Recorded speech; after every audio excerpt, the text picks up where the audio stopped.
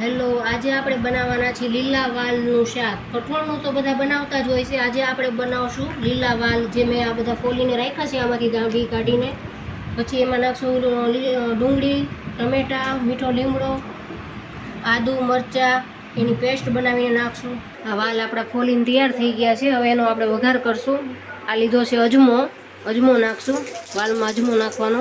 આ જીરું નાખ્યું, હળદર નાખવાની ચમચી, આદુ લસણની પેસ્ટ હશે એ નાખવાની, ડુંગળી લીધી છે સમારેલી નાખી દેવાની, આ ટમેટા, મીઠો લીમડો છે એ નાખી દેવાનો, મીઠું લીધું છે થોડુંક સ્વાદ પ્રમાણે એ નાખી દેવાનું.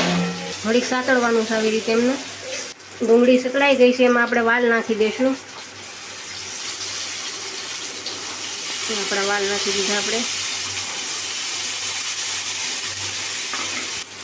લાલ મરચું નાખી દઈશું,